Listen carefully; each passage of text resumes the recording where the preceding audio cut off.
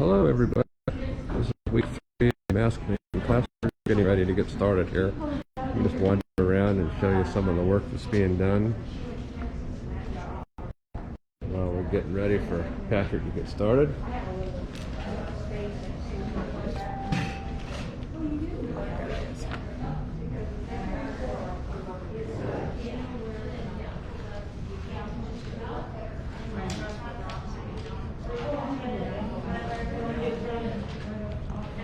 Awesome. All right, so Rich, you ready? All right, Rachel, you ready?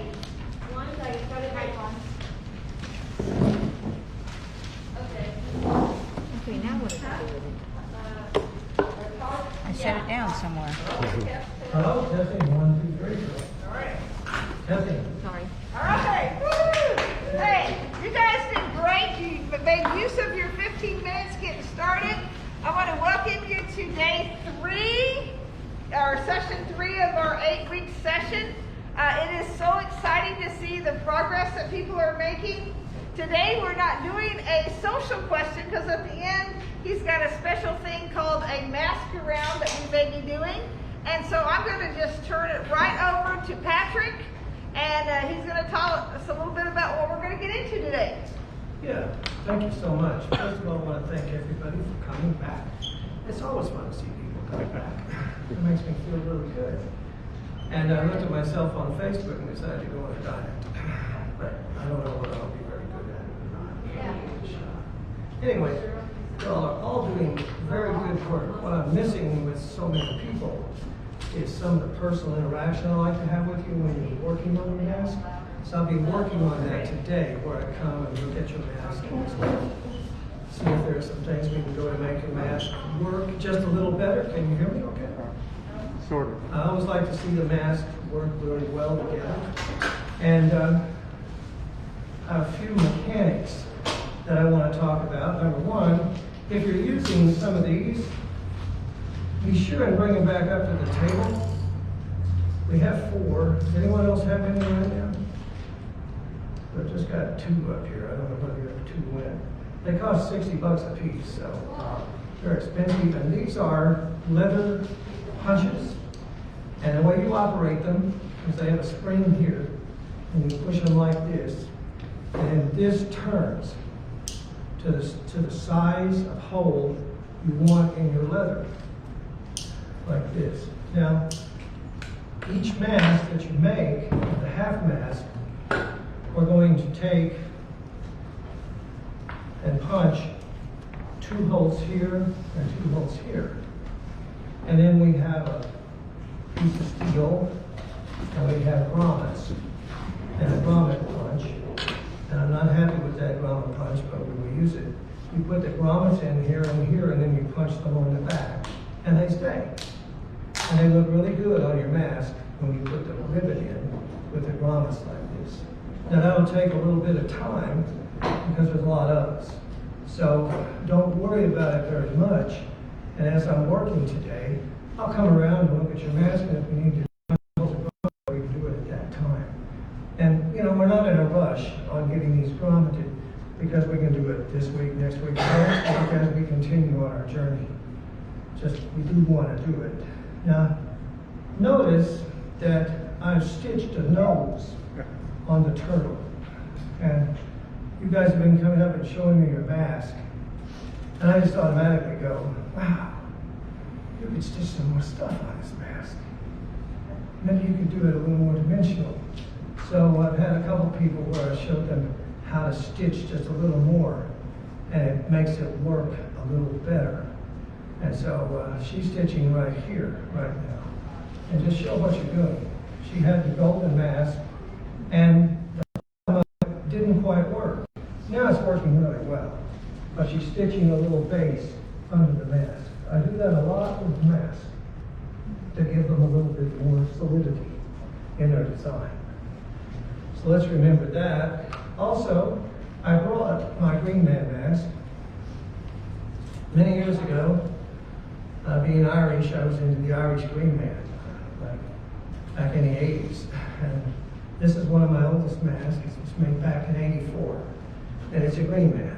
And it's got a couple copper pieces up here to put feathers in. And he's a double mask. I made him and stitched a base on him, but also made him so I can turn him over. And he has another face that I really like. And I actually have worn this mask a lot. And so I used a copper tubing for the actual base of it. I built a little helmet with copper tubing like this, just wrapped it around my head, and then got it to fit my head. Copper's pretty soft, and then it's sort of the base where I put my mask on to wear. This is a very wearable mask. I'm going to put it on a little later. And under here, I have it padded with some cotton, so it doesn't press my forehead. And this mask was performed in John F. Kennedy Center for an evening performance back in '86 when I was a resident artist there. And it was a lot of fun to see it performed. I didn't perform in it, but the African company did. And it was really a lot of fun to see it actually dancing on the stage. And the artist that used it, he could jump this high. So I was sitting here the whole time going, God, I hope it stays on. So I have elastic here, and I had some elastic going in the back to really make sure it's a dance mask, this particular mask. I'll wear it a little later. As far as working together, I did think about last week, one thing that we do in art, which is sort of fascinating, is we tend to work on our own stuff. It's, I think, the way the artist is. We just get into our own stuff, and we sit there and we go, I'm working on my own stuff. And when somebody else is over here working, we should have gone, well, you work on your own stuff, I'm working on my stuff. Yeah. And I thought, well, you know, I'm 79, gonna be 80 in September. I'm a Virgo. We work on our own stuff. Yeah. Don't bother me, I'm working on my own stuff. But I thought it might be fun just to share a little bit with the person next to you, sort of what you're playing with your mask. Because this mask, for example, is a rabbit mask. He's got one over there. Look at the difference in the two. This is a hare. Is yours a hare or a bunny? Mine started to look more like a demon.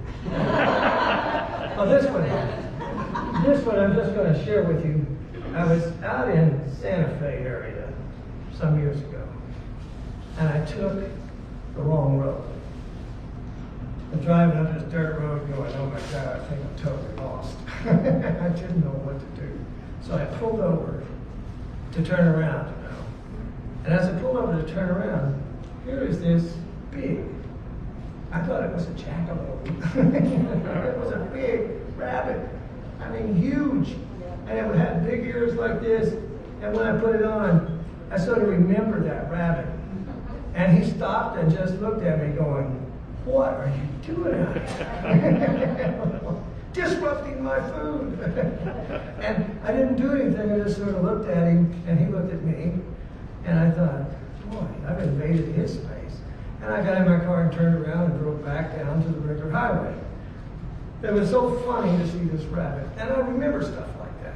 It just sort of lives in my mind, you know, because it's natural. I love nature so much that way. So when I came back to Oklahoma, I had this guy in Tishomingo, and he's a great guy. And like, he wrote a book about Chickasaw animals. And so last year he called me up and asked me if I make a hare for his book. And 2 to 3 weeks I'm going to go to Tishomingo, and we're going to use this hare and have some of his kids make the hare, and we're going to use it in a play that he's going to produce for his elementary school. And everything's named Chickasaw. I don't know the name of the Chickasaw for hare. Anyone know that? But it's fun to tell a story like this. So if you just take a few minutes right now and just rub your head a little bit, that might help you get a little story up. And let's start over here. You can tell your story to me. You can tell your story to her, and just pass it down. And tell us a quick story about your mask, and then switch, and you tell a story to them. You guys can do this right here. 1, 2, 3, 1, 2, 3. Will you do that?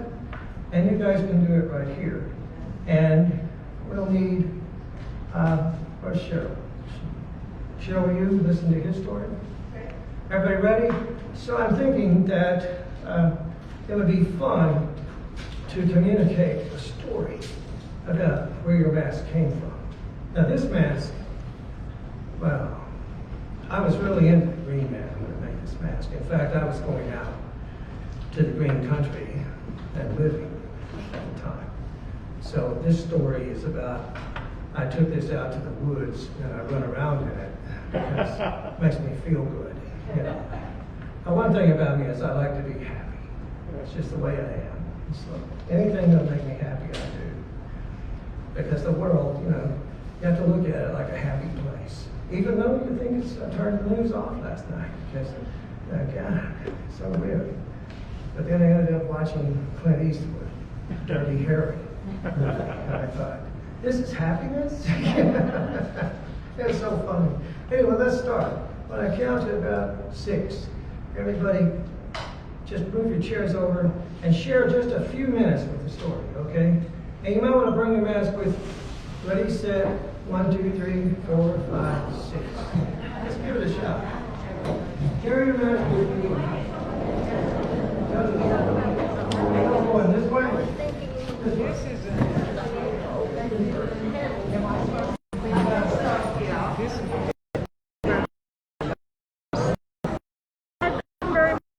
Stargazer, and I like to look at the sky. I like the sunrises, the sunsets, I like the moon and the stars, and so that's what I want to do with this one. Okay. This is my finished dog guardian. I love dogs, so this is my guardian, my dog guardian. He protects me and how much more I can say. Yes. He's the spirit of my dog. A dog and a mermaid. A dog on the beach. A dog on the beach. Behave. Oh, okay. I do like that. Oh, very pretty. Oh my goodness. It's seriously Kind of hard to gorgeous. tell how it looks on yourself.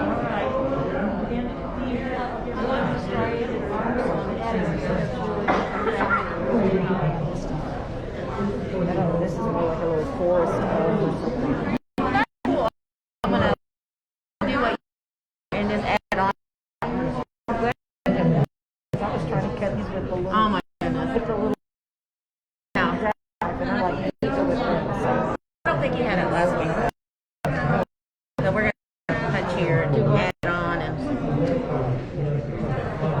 Leaf Man. We did Leaf Man last week. We're just ahead of the curve, that's all. Yeah, we are. Yeah. That's cool. There's some.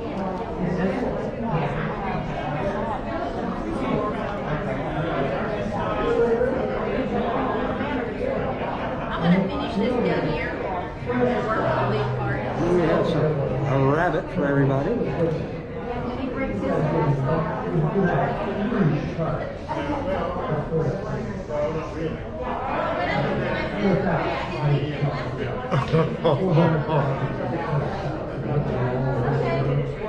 Except it's a girl mask, so I probably don't look right. I think it's fine. Has anybody told you the story?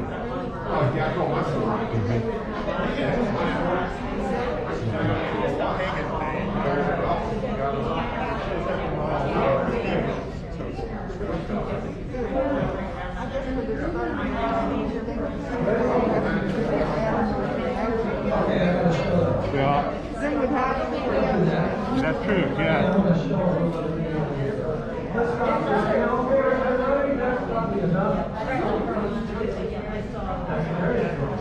Thank you so much, everybody.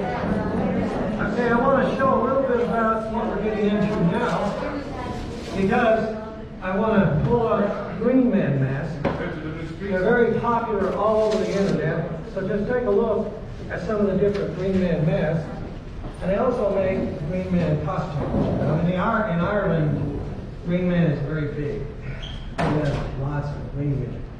And all over Europe, the Green Man is real popular. And there's a lot of people that make the Green Man mask and the Green Man costume. And so it's just a lot of fun to see.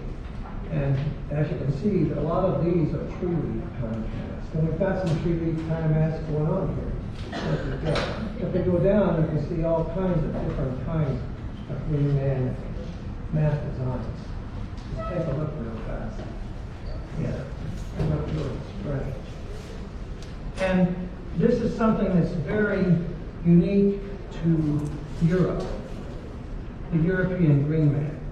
He's very, very unique to the European culture. And I keep working to share him with people because sometimes I think in our world today, we're walking out of touch with our Green Man that's inside us, that's back to nature. So I always like to teach students about touching the Green Man inside of you, the person that loves nature and that likes to be with the trees and stuff like that. Take a little time during your life and do that. And so when I go, my last Green Man experience, I went to Chickasaw National Park down around Sulphur.